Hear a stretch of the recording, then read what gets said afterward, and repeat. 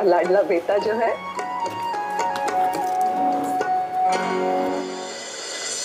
फल हो जाए, माफ कर देगी ना उन्हें, साथ देंगी ना उनका।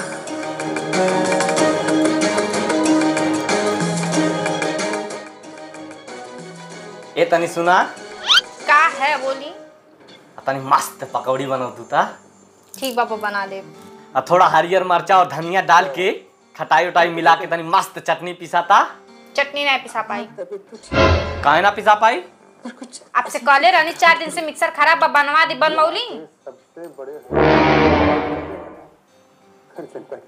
ये दुल्हन जा सिलबट्टे पे पीस के दे दा। मिक्सर नहीं रहल तो सब चटनी नहीं खाता हल्का। हम सिली लोड़ा पे नहीं पिसले आटी, शुरू से मिक्सर में पिसले आटी, हम नहीं पिसब सिली लोड़ा पे। अरे तो तू ना हम तो इतना जानी के सिलियब तो पीसत खियावत रहली। पता नहीं कहाँ से पिसी हैं, हमारे बाप एक दहले से तो हो गए। दियल तो बाटा बड़ा गत का मिक्सर, महीना में 4 बेर जा रहता। जब से आयल तब से बनवाता तब बीता था। कुल सामान जितना देरे बाटा सब डुप्लीकेट है, वो पर बापे कितना पढ़ाई बा। रहबे का कहले घर में हमारे गइले त कुल भइल छ, डुप्लीकेट रहे छ, ओरिजिनल है बात है घर में कम से कम। और चुप करा तुरंत के एगो चटनी का पीसे के कह दनी अपना में कुल लड़ गेला। जब एक दरी कुल बैठबा तब झगड़ा करबा। बंद करा टीवी, कुल जा अपन काम करा। 10 मिनट देख जाइए चैन से, हाँ बैठ के टीवी देख पकौड़ी लावा, चाय लावा, हई लावा, हो लावा, बस खाई ले ध्यान में। हम तो मने ही नहीं हमार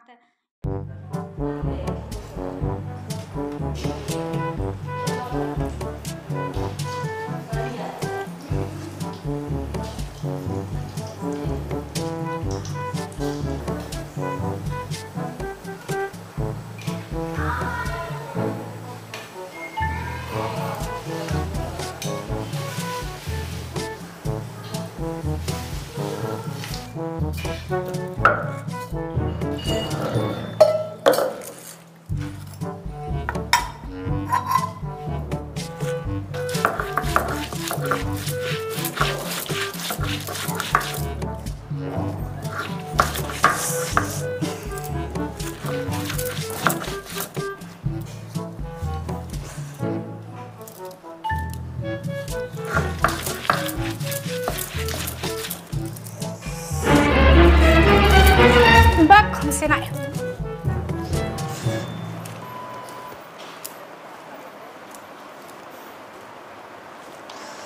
का भाई इसीलिए हमसे चटनी उटनी नहीं पिसाई, पूरा हाथ दर्द करे लगल। अब एक महीना पहले अपने भाभी के घरे गई लानी, इतना सेवा पानी करत रही, नेहा था तो दिमाग खराब हो जाला। इनके घरे जब से आ लड़ी तब से हम एकदम परेशान रही ला, थोड़ा सा भी चैन नहीं मिला ला। यही को जैसे एक कुट नौकर नहीं टिक ली इनके घरे। जब ले वहाँ रही कोनो टेंशन है इनके, यहाँ के एकदम परेशान कही दे। सुना था हमें यहाँ नहीं रख, हम के नहीं रह जाएगा। तो जो जाके माई से पूछ ले। जो आप नहीं पूछ सकी ना, आपके पता बना जब उनसे पूछे जाता हमसे लड़ाई करे लीन। हम का पूछी, जनता बाटे हमारा नहीं चलेला, माई एक सब चलेला, माई से जाके पूछ ले। ठीक बा, हम जाके पूछ लेते हैं, लेकिन जाके हम कहब का? तू है जौन हरदम कह ले।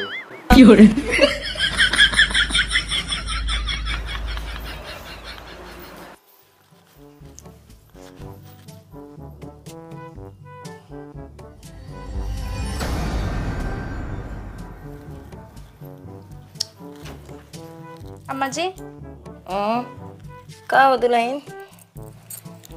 कहा थी ना तनी हमके घरे जाए कराला, हमरे अम्मा बहुत याद आवता। अरे बहन तो गई लालू है, एको महीना ना आई भइल, का करे जाइबू? 1 महीना पहले गई लाली है ना, अम्मा के तनी फोन आए लाल तबीयत खराब बा, ए नाते जाए कहत आली हैं। का तोरे मम्मी के? तोरे मम्मी कितना सा खांसी आ जाई तब तोहर मम्मी फोन कर दी है। ओ तोरे दू ठो बहन आटिन देखे वाला, तोहर भौजाई बाटिन देखे वाला, हमके के देखे वाला बा। के पानी दे के हमके दवाई दे, जनती बाटू कि हम घुटना से हमसे उठ बैठ ना जात बा। जब देखा तब नहीं हरे नहीं हरे नहीं हरे, नहीं गए काम बजा अपन काम देखा।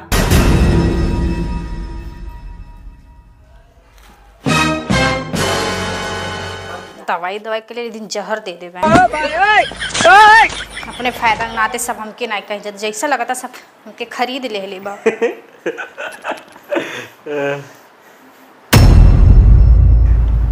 का भाई का हुई का सबके खाना पीना सबका ठीका लेके बैठा लाटी, दवाई किसी का खाना किसी का नहीं रही तो पता नहीं कैसी सब खात पियत रहा।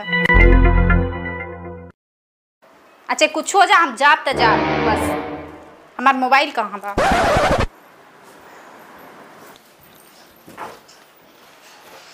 क्यों खाना क्यों पानी क्यों दाना हम ठीका ना ले लेटी, यहाँ हमारे माई तबीयत खराब बा सबके आपन पड़ल बा। अरे चुप हो जो रे, माई सुन ली का भाई सुन लिए का रे बड़ा नाटक कैले बाटी, जिंदगी भर ते करत थिया होता ले, ते नहीं रहली हम खात नहीं रहली। नहीं ला के हमके सुतौले बाटू, दिन भर कर खाते पानी नहीं सुखाला यही आते। तो के जाए बात तो जो सुन थे रे, अकेले जो छोड़ के आ।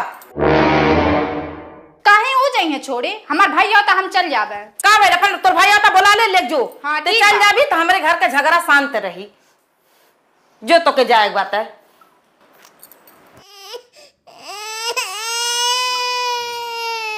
हेलो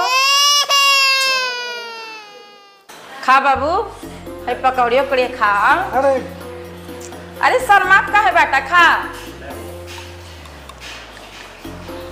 और तुम्हारे भैया के का हाल चाल बा, कहाँ बाटे हैं? भैया का हाल चाल तो ठीक बा, अब तो बम्बैया बात है। अच्छा अपन घरे नहीं आए बाटे? घरे ना आए बात है, अच्छा। दीपावली तक आई है। अच्छा आ तुम्हारे माई के का हाल चाल बा बाबू? माइयो तो ठीक है भाई।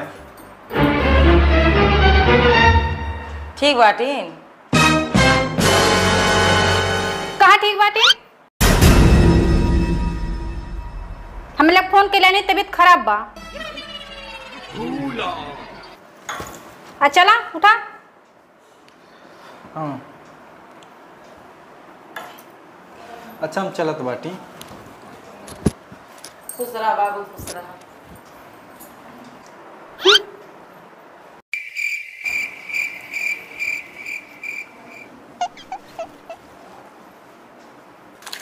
कि माई कितना दवाई खा ले रही, कुल दवाइयाँ तो रहे है। अरे कहियो देता तब न जनता कि कितना दवाई हम खाताटी या कैसे हम जिया ताटी। और कौन दवाइयाँ खा लेते हैं? अरे हमारे तो आँखें नहीं बा, तू पढ़ल लिखल बाटा, वही में से देखा कौन दवाइया खा देवे के बा। अरे तै पे तो लिखल होता ना या ये न रहती रही तो रोज देती रही टाइम टाइम से दर्द दवाई। अब गईले से थोड़ा परेशानी हमारो हो गईल बा। अरे तो जाए दे ओकर नाम न ले, तनी फोन करके पूछिला। हम नहीं करब, गई लिया तो जाए दो के। हमके लगा था मैं ये दवाइयाँ है, लिखो। हाँ हाँ चाहे जौन दवाई खिया दा।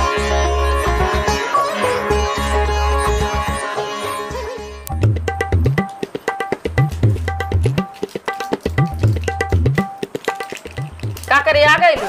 बड़ा ताव से गईलू, के गैल बोलावे? ये का नहीं बाटे रही टाइम से दवाई नहीं क्यों सही से ले पावता।